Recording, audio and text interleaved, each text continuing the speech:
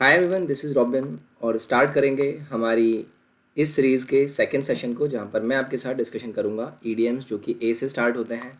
Reference आप सबके सामने है कि यहां पर हमने एसपी बख्शी की बुक को रेफरेंस लिया है। कुछ मेरे बारे में जानकारी, माय नेम इज़ रॉबिन। तो चलिए हम अपने सेशन को स्टार्ट करेंगे। पहला है आपके सामने as fit as a fiddle, यानी कि अगर आप किसी एक ऐसे व्यक्ति की बात करते हैं कि वो काफ़ी हष्ट-पुष्ट है, सही है, काफ़ी अच्छे से रह रहा है, उसको कोई इश्यूज़ नहीं है, तो मतलब आप उसे बोल सकते हैं ईडीएम के तौर पे कि he is as fit as a fiddle, यानी कि he is strong and healthy. Example के तौर पे आप बोल सकते हैं कि he has recovered from illness and now he is as fit as a fiddle, यानी कि वो बहुत ही अच्छी कंडीशन में है, वो एकदम ठीक है, उसे कोई परेशानी नहीं है। मतलब he is as fit as a fiddle, यानी कि स्ट्रॉन्ग एंड हेल्दी। नेक्स्ट है आपके सामने एट रैंडम, यानी कि फॉर एन एग्जाम्पल मैं आपसे बात करूं, आपने अपनी बुक को कहीं रख के छोड़ दिया, आपको नहीं पता है आपने कहाँ रख दी, वो मिल नहीं रही है। आप इधर ढूंढ रहे हैं, आप उधर ढूंढ रहे हैं, मतलब आप एक इस तरीके की अप्रोच में हैं कि आपको पता नहीं है कि आपका एम कहाँ है। तो आप एमलेसली काम कर रहे हैं। तो ऐसी एमलेसली कंडीशन के लिए जो ईडीएम प्रयोग में आता है वो होता है at random. Example, the militants fired at random killing a lot of innocent persons. तो जो मिलिटेंट्स थे उन्होंने एट रैंडम फायर किया, यानी कि उन्हें पता ही नहीं था कि वो कहाँ पर गोलियां चला रहे हैं, और जिसकी वजह से किलिंग हो गई काफ़ी सारे इनोसेंट लोगों की। तो ये हो गया एट रैंडम, जिसका अर्थ होगा एमलेसली। नेक्स्ट है at a loose end. At a loose end का अर्थ होता है कि अगर कोई चीज़ निष्क्रिय पड़ी है या फिर बेकार पड़ी है, तो आप बोल सकते हैं कि आप उसको कैसे बोल सकते हैं कि that thing is at loose end, यानी कि वो अनऑक्यूपाइड है, काम में नहीं है, इडल है, बेकार पड़ी हुई है। एग्जाम्पल के तौर पे, nowadays he is at a loose end because he was wound up his business. तो मतलब उसने अपने बिजनेस को क्या किया, वाउंड अप कर लिया, और इस वजह से आजकल क्या है, वो लूज एंड पे है, यानी कि वो निष्क्रिय है, अनऑक्यूपाइड है, कोई काम नहीं है, खाली पड़ा हुआ है। तो ये हो गया आपका at a loose end. Next है आपका at loggerheads. At loggerheads का होता है कि अगर आपका किसी से मनमुटाव है, आपके कोई दोस्त हैं, आपके कोई कलीग हैं, या फिर आपका कोई भी मित्र हो सकता है, तो अगर आप उसके साथ एट लॉगर हेड्स पे हैं, तो हेड्स आया मतलब आपके दिमाग आपस में मिल नहीं पा रहे, अगर आपको याद करने के लिए कुछ भी सोचना है, ठीक है। तो मैंने बोला you are at loggerheads, मतलब आप क्या हैं, स्ट्राइफ में है एक दूसरे के साथ, यानी कि आपके मन मुटाव चल रहे हैं, आप एक दूसरे से कुछ भी इश्यूज आपके चले हुए हैं।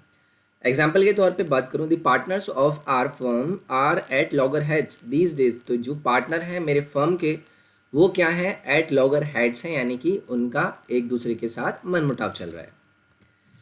नेक्स्ट है आपका eight odds.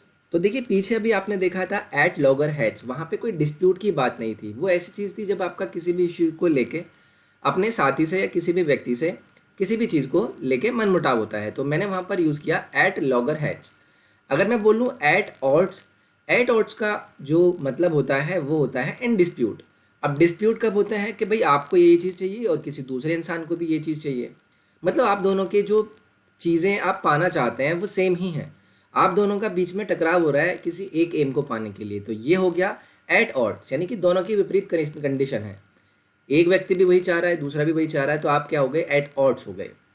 Example, the members of the group were at odds over the selection procedure.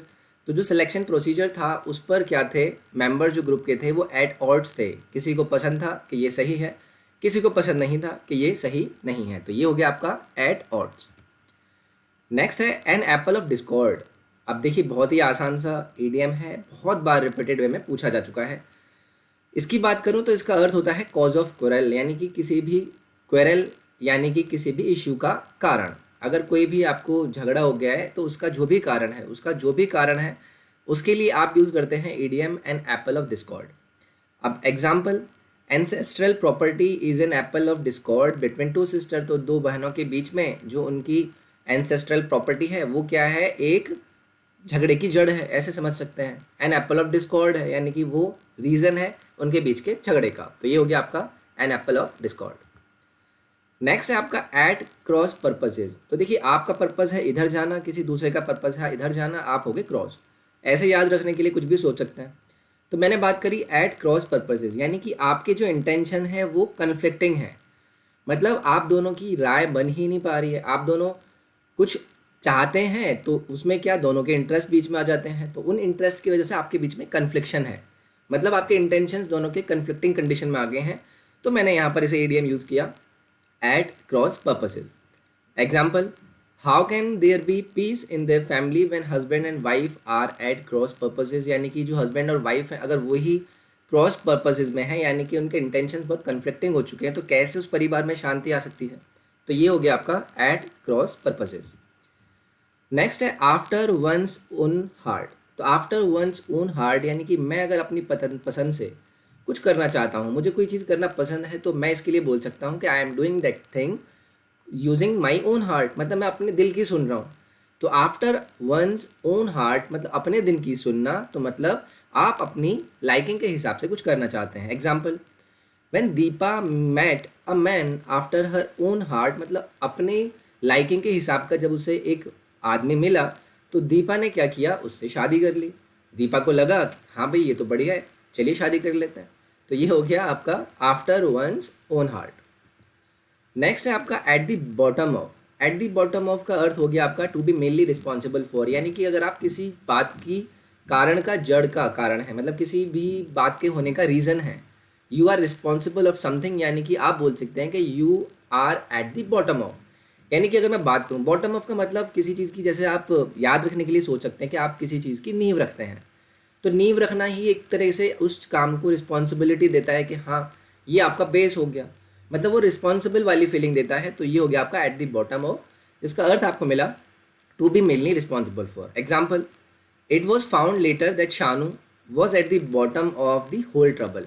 तो पूरी ट्रबल के जो कारण था, यानी एट द बॉटम ऑफ था, वो कौन था, शानू था, ये पाया गया बाद में। Eight a loss.